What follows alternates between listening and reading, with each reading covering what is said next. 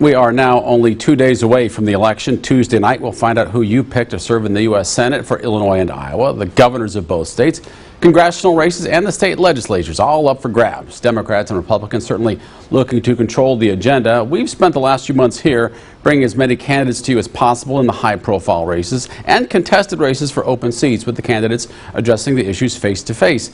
We do that one more time this morning in the Iowa State Senate race for the 47th District. This is the seat being vacated by Republican Robbie Smith, who is now running for Iowa State Treasurer. Democrat Mary Kathleen Figaro and Republican Scott Webster are vying for that spot, both spending big money with television ads. Let's take a closer look at both candidates. Mary Kathleen Figaro immigrated from Haiti when she was 7 years old. She grew up in Montclair, New Jersey, and has an Ivy League pedigree. She earned her bachelor's degree in French from Princeton University, then got her MD from Yale Medical School, and earned a master's degree from Cornell in epidemiology. It's also where she did her medical residency. She's been a doctor for 26 years. Figaro has also been a professor at Vanderbilt and is currently an adjunct professor at St. Ambrose University. She's never held elected office before, but raised a lot of money for this race, $375,000, and spent $233,000 on the campaign so far. Scott Webster was born and raised in Davenport and Bettendorf. He's a product of Bettendorf High School.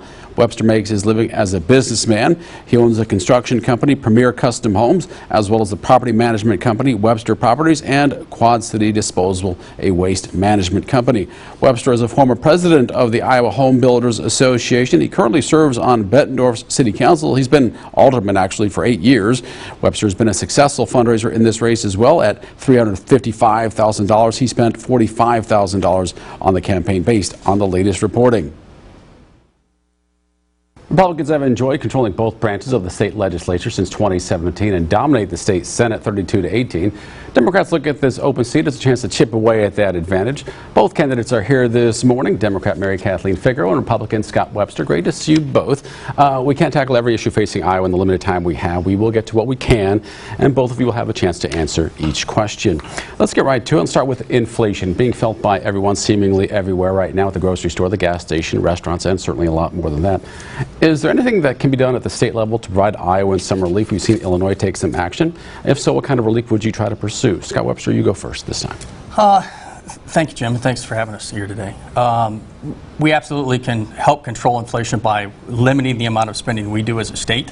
That way we're not driving more products out there and doing more things that create more expenses. At the same time, we can continue to cut taxes in Iowa to give money back to the people that are going to need it for the higher inflation rates. It's devastating to almost everybody out there.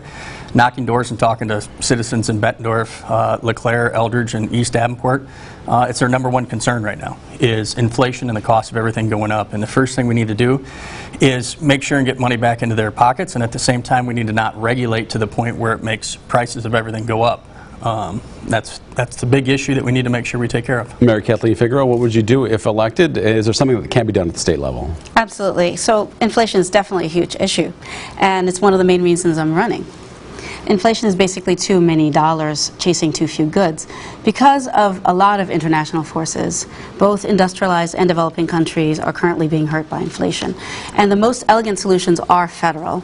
We've seen that in the housing market. For instance, it's cooled after mortgage rates were cooled. In the face of inflation, we have to have economic policies that are helpful and supportive to as many Iowans as possible, including members of the middle class.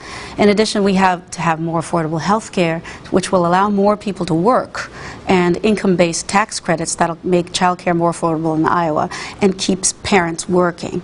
As an alderman in Bettendorf, Scott Webster voted to raise property taxes, stormwater fees, and sewer fees. As senator, I will protect our money and not keep voting to raise taxes and fees. Well, the state is on track to a flat income tax in 2026. Tax rates will gradually fall until they get to 3.9% for everyone at that time. Iowa enjoys a budget surplus of about $2 billion right now. What should the state do with that surplus, if anything? Absolutely.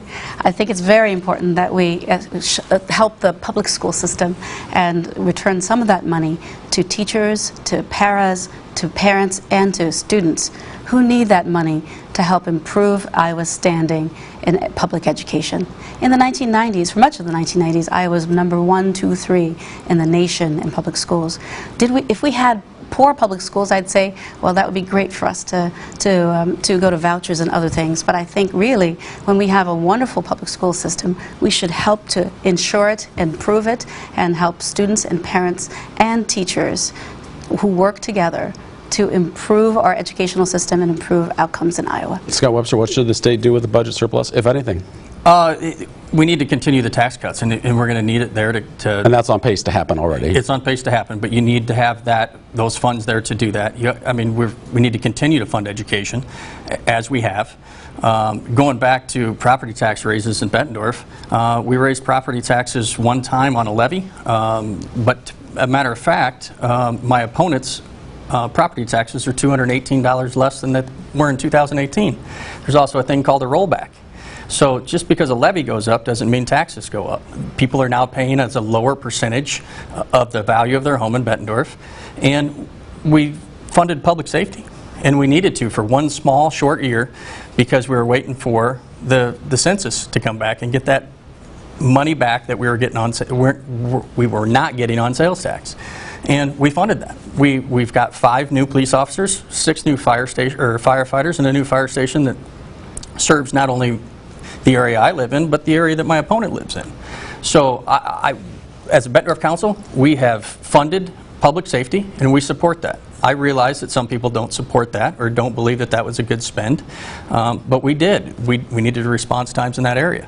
When it comes to the state surplus, I think that surplus of money is the taxpayers, and that needs to get back to the taxpayers as soon as possible. So you just give it all away, or you keep some as a rainy day fund? Well, we need to keep the rainy day fund. We have the rainy day fund already pretty much filled up. It's sitting with about $1 billion, and we need to make sure that's there. Last time we had a major recession, the Democratic Party had spent all of that and had to cut education by 10%. So we need to make sure it's there. You talked about giving back to education, but how much would you, just quickly, how much would you keep as a rainy day fund in the budget surplus? Absolutely. We already have a fully funded rainy day fund. I think we should maintain it. All right. We'll put the conversation on hold for a moment. Right now it's time for our question of the week. What do you think Iowa should do with its budget surplus of almost $2 billion? You can send your answer by email to fortherecord@whbf.com or respond to this post on Facebook at the Local 4 News WHBF TV page on my page.